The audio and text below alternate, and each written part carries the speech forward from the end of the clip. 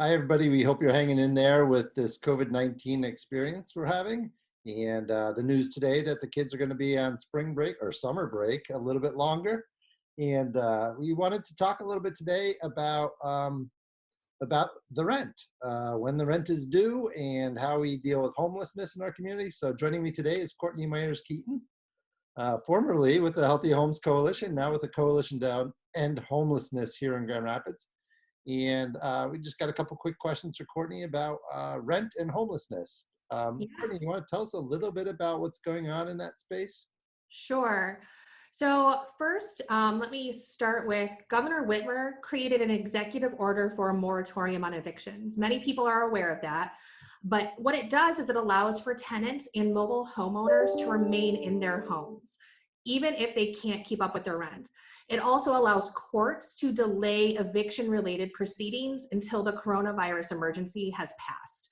So that's really important. And we're also seeing an eviction moratorium through the CARES Act at the federal level as well. So basically, people don't need to worry about being evicted during this time. Correct. Now, they'll still be responsible for the rent that accrues during this time, though. Okay, so you still got to pay your rent. It's just that you can't be put out on the street during this time when it's really difficult for everybody. Uh, Yep, absolutely. Yeah, so we do recognize, though, that there are many people out there who are not working because of the pandemic.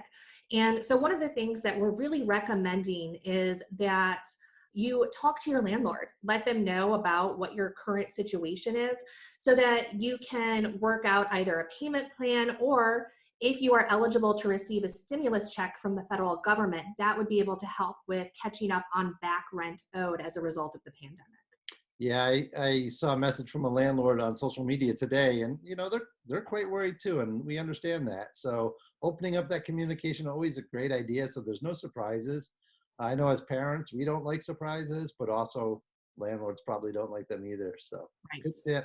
tip. What about somebody that's just going to have problems all around? Like maybe you won't be able to pay the rent. Is there somewhere they can call? Yeah, so they can call 211 because we know that there are other basic needs that need to be met other than housing right now. So food assistance, utility assistance, things like that. 211 will be able to connect you to the right resource.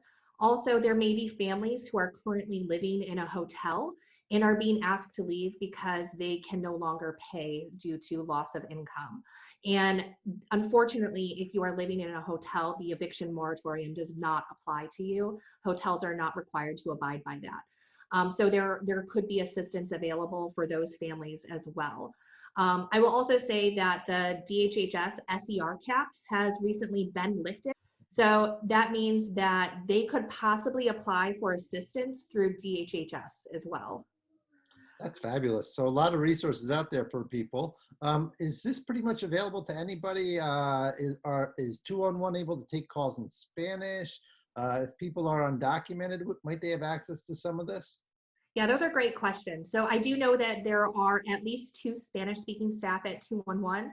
I will say it can sometimes be more challenging for those who are undocumented, depending on the source of funding that the program is using and any potential restrictions that may apply. However, that should not exclude them from calling 211 because there are some programs who have really flexible funding sources and they can still ideally be able to help those who are undocumented as well.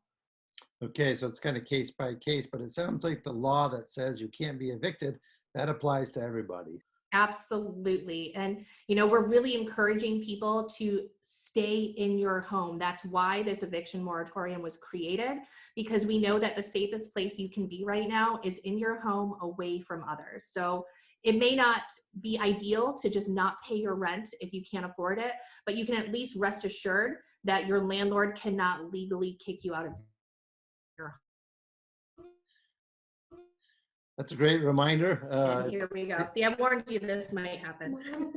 It always happens last minute. The internets go down and the kids join us. So that's a great wrap up, Courtney. I appreciate Yeah. the information today. To recap, there is relief.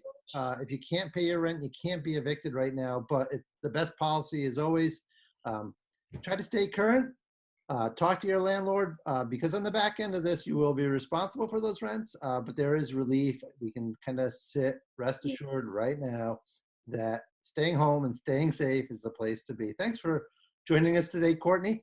Thanks for No joining us. problem. You say bye. Thanks for having me. And if you have any questions, feel free to reach out. But again, 211 is a great resource for our community. Thanks, Courtney.